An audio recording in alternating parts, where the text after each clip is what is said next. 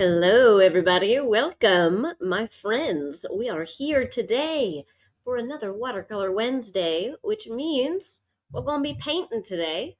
And we're going to be painting something really fun today. We are painting a peony.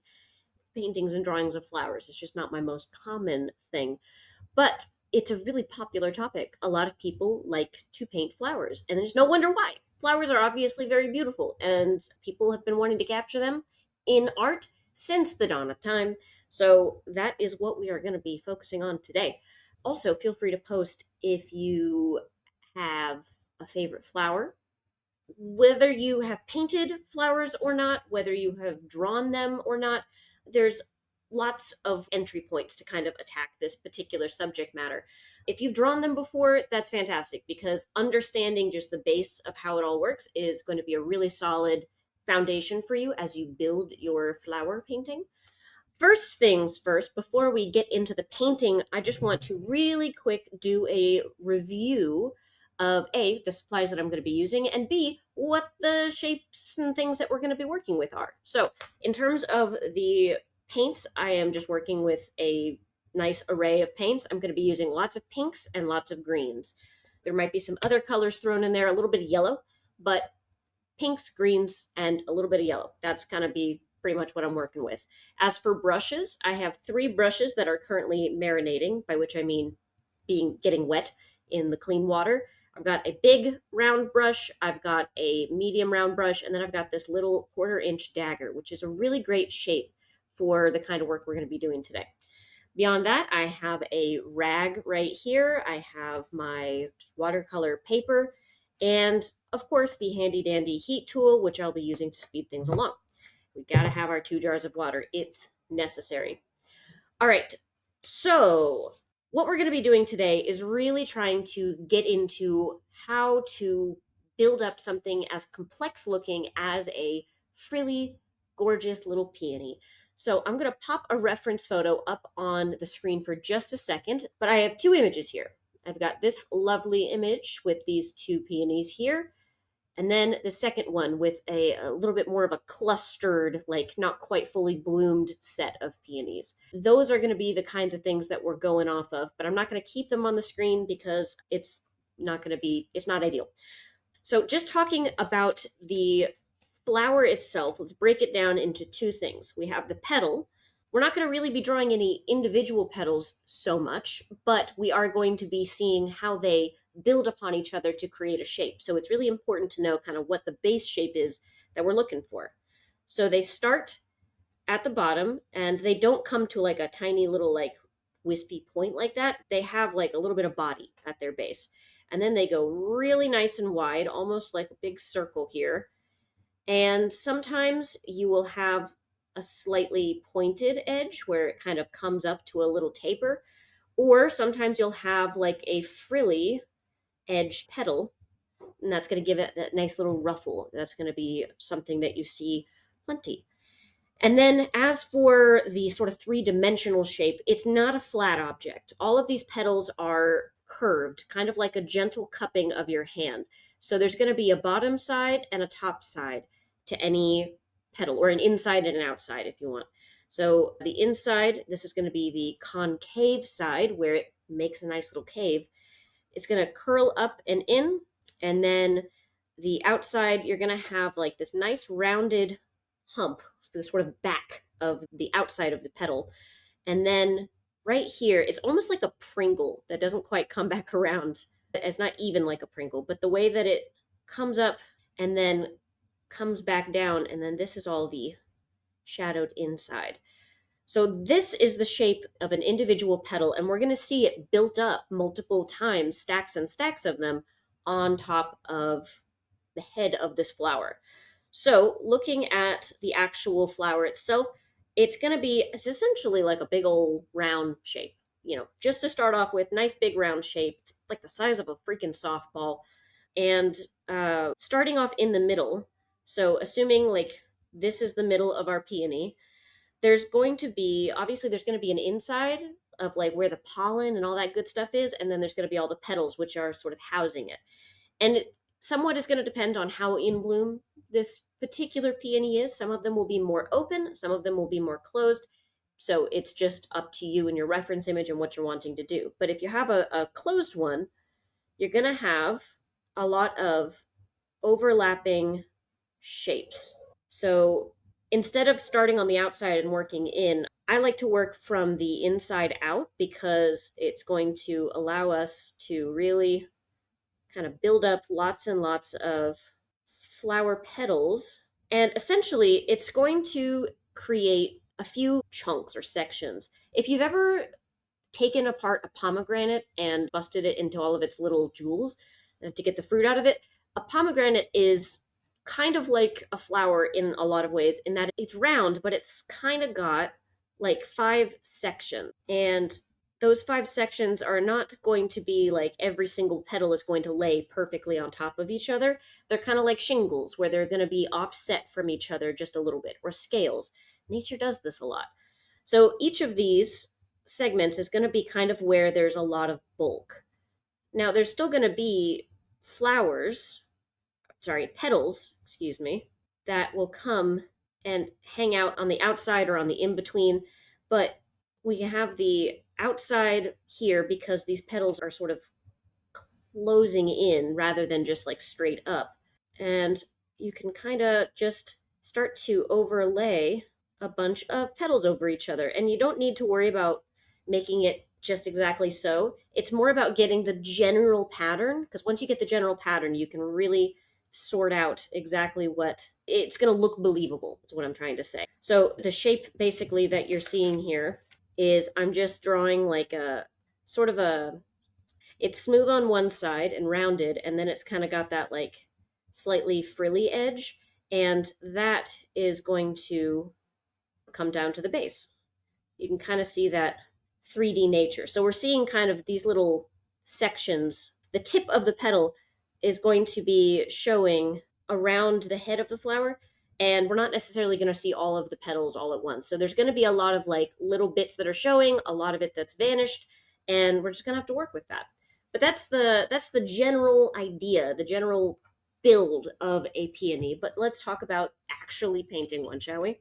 Flip over here and let me pull up my own reference picture. So I have my piece of paper here. I'm not going to tape it down or anything, but I am going to grab my biggest, thirstiest brush. I'm going to get clean water, and I'm just going to create like a nice big splash of clean water. And then I'm going to go in here, and I am looking at, of the two, I am looking at this reference image first. This is the one that I am working off of. So if you are wanting to follow along precisely, this is the one that I am doing. And I have my nice big bit of wet here. Okay, and I'm going to go ahead and just paint the top peony just to keep things simple. I don't want to overcomplicate. So I just have a bunch of wet right here, and then I'm going to grab just a tiny bit of yellow, a tiny bit, and I'm just kind of wanting to tint basically the center, because you'll notice the center has that dark spot because that's the shadowed inside of the peony itself. And then there's the petals that are immediately around it. Now those are very light, very almost luminous in quality. They've got this really gorgeous glow to them. They're like a white pink or a white yellow. So I'm just going to have the tiniest bit of yellow down. And then while that's wet, grab just a tiny bit of quinacridone magenta. It's a really nice color. And I'm just gonna, again, putting down very little pigment. I want this to be really, really light because this is gonna essentially act as the lightest part of the painting. There's not gonna be any white. So this is gonna be it. So I have this sort of yellow center and a little bit of a light pink haze around it. Now, I'm gonna dry this really quick because this is just our initial wash. All right, I'm gonna say that I did that because I actually already have another one that is dry. So we're going to do this cooking show style. All right, so I have this here. All I have done so far is added that wash, and then I have just gone through with a little tiny bit more yellow to just kind of build up some of the color here. Now, again, I want it to stay really nice and light, so I'm not doing a lot. I'm going very, very light with my layers because if I put down too much pigment, it's going to lose that magical luminance that's making it so glowy, so effervescent. So I'm just kind of doing the tiniest, thinnest layers possible. All right, now I'm going to put my big old brush aside here. I'm going to grab my two little ones. I'm going to have my dagger. Now this is great because the shape of it allows you to really kind of get into a lot of these little nooks and crannies. But now I kind of have to decide sort of where are my big sections. And looking at this, I'm seeing a section here, here, one up top, one off to the left top, and then one to the bottom left. So those are my 5 sections. And I am going to just go through and add, I'm going to get a little bit of pink and a little bit of yellow mixed together. It's going to make something of a very light little orange. Actually, you know what? I don't know if we actually need yellow anymore. I'm going to just go straight for pink, keeping that wash really, really light. Now, starting from, I'm going to kind of start from the top left here because that feels right. So I'm just going to go and I'm painting the shadow on the underside of a petal. So I'm not painting the light, I guess looking at this drawing, the tips of the petals are going to be the lightest color and the base of the petals is going to be the darkest color. In this particular example, this specimen. So I am painting the shadows, not the petals. Like I am painting the petals, but I'm more so using negative painting to kind of carve out a few little bits. And you'll see. Let me stop talking and start painting, and hopefully that'll make it more obvious. And like I said, continuing to use just so light, such light colors.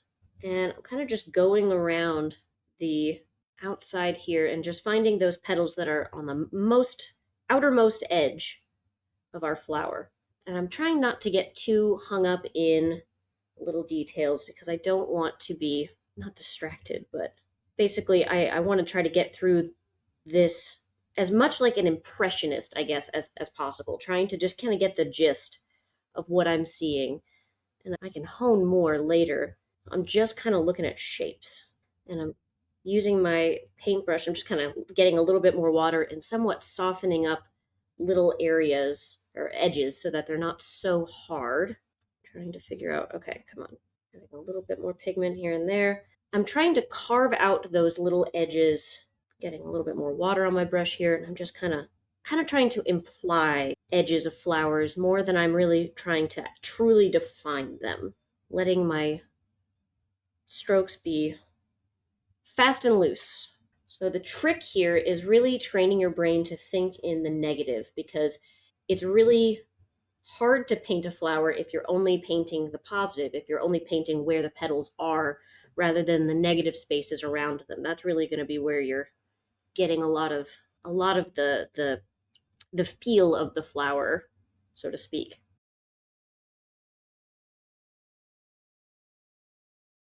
A little bit of a bigger stroke here for my outside. Oh, I picked up a darker color on accident. Oops. It's okay. So I'm leaving just little white spaces, or white-ish, it's not truly white anymore since we painted over it, but I'm leaving little spaces here and there to imply that, where the light is hitting. I'm going to go right here in the center and help define that center a little bit because that's going to help give me something to anchor to.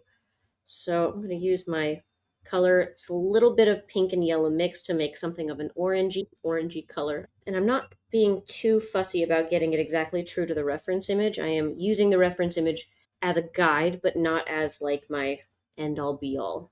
Basically, I'm leaving myself room to goof around and find interesting shapes as I come across them.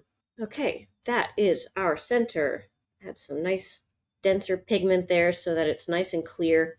We see exactly where it is. And with just the tiniest amount of pigment, almost entirely water, excuse me, I'm kind of just adding little slight gradients, essentially, right where it's all nice and frilly. We can build up more shadows here in just a minute. Something else that I think would be very helpful here, if you're finding it feels a little bit indistinct, something you can do and wait until the end, or you can do a little bit sooner.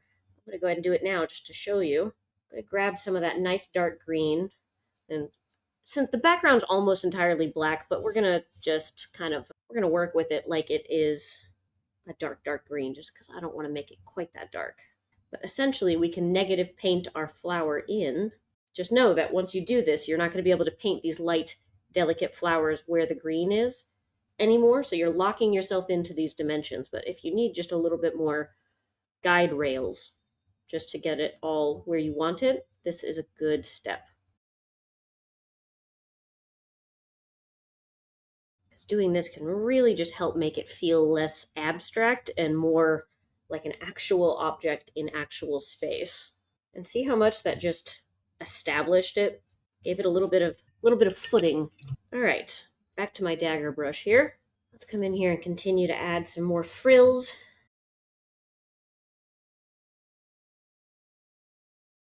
Trying really hard not to touch the green to the pink because they're both wet. If I wanted to add like a little bit of shadow, I could grab a smidge of like a blue and bring that into in the areas that's got a little bit of that pink, and it should create a nice soft, very, very soft purple, which is perfect for this kind of application. I'm establishing like the edge of a ruffled petal, and then I'm blending out away from it. It's going to be a little bit of visual chaos in there, but that's okay. Our brains don't need to see every single petal for us to say, ah, yes, this is a peony. You know, we can put the pattern together and see what the intended item was, as long as we just get enough bits right. Let's add a little bit more orange, I think, or more yellow at least, to the inside here. And this is going to be a little shadowed. It's a little dark in here, but it's really more of the value of the color rather than so much the color. Like, it's not tons of blues and such in there. It's still very warm on the inside of the flower. It's just darker rather than the light, airy color on the outside. I'm going to grab a little bit of a different color here. I'm actually going for, this is a quinacridone violet, so it's the same kind of base and family, but it's going to be a little bit more dark. Help bring us a little bit away from the orangey and into the cooler colors. And a little bit of like a bit of a blue in there just to kind of get down into those nooks. Give it a bit more depth. Just a tiny bit. Just a tiny bit.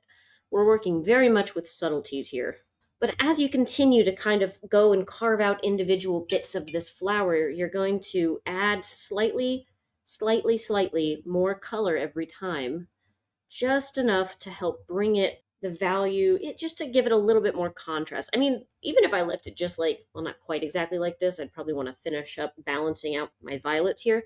But even if I did leave it just like this is still like, it's not the most detailed, but it still very much evokes the flower, I'd say, if I do say so myself. I'm just going to hit this with the dry tool really quick, and then I'll see if I can add any last little details. I'm going to grab just a little bit of a blue, of a dark blue, and just add a couple of spots there, just for the inside, maybe a bit more orange. Not orange, excuse me. Since I have an orange background, I added blue and it started to kind of do a little bit of muddy. So I just went in and added some quinacridone violet, because the violet's definitely going to play nice. So let me kind of pick up a little bit. I don't hate the effect here, but I was going more for dots. It's okay. Now I'm just kind of going in, not exactly like squiggly. It's a little bit more than just the squiggles, but I am just kind of going in and adding delicate little bits and pieces here. I'm just putting on a little bit of pigment, washing off my brush, or getting a bit of fresh water anyway to dilute it, and spread it around a little bit. So the trick is to get just a little bit of pigment, a bit of water, and just move it, move it, move it. Keep it moving. If you don't want a hard line, be softer and fuzzier with your approach. Softer and fuzzier. More water. Use more of a swishy motion. Okay. Let me add just a little bit more on the outside here. I really think that this adds a nice amount to the piece. All right. My friends, we are at about the end here. I've got a little bit of a breach here. That's okay. Adds to the watercolory effect. That's basically what I say. Anytime that there's a bleed where I didn't want there to be a bleed, I'm just kind of like, oh, well, that's watercolor. That's just kind of how it likes to go. Sometimes it does that, and it can add a lot to making a painting look real. Not realistic, but real, like it is a real painting by a real human and not an AI image, you know? Little mistakes go a long way. All right. I feel like that's a decent peony, considering. Let's look at that reference once more. There we go. There, you can kind of see them both. Definitely a lot more of a loose kind of impressionist painting of a peony, but still, I think it evokes the feel of the flower. It's leaning into all of those bits of fuzzy. I keep saying fuzzy, frilly and interesting shapes and textures. All right, that's all. Hopefully, that was helpful in the next time that you approach any flower painting, because I know all those petals can be really tricky and intimidating, but if you just kind of try to start to parse out essentially the light shapes from the dark shapes and stop seeing it as a whole flower and just seeing what are the shapes that are standing out to you, and then try to preserve those light shapes by going around them and not just painting over everything every single time. Leaving a lot of negative space as you go can add a lot of that body, of that dimensionality to making the flower look more realistic. But that's all. Thank you all so much for joining me for this little spring flavored painting party. I hope you enjoyed it. I hope there was something useful in there for you. If you try to approach painting any flowers, peonies or otherwise, I would love to know about it. Feel free to share those with me, and I will be very happy. That'll make me great. Okie dokie, everyone. I hope you have a wonderful rest of your Wednesday. I hope you have a wonderful rest of your week if I don't see you. But I will see you sometime soon. I'll catch you later. Have a good one, everybody.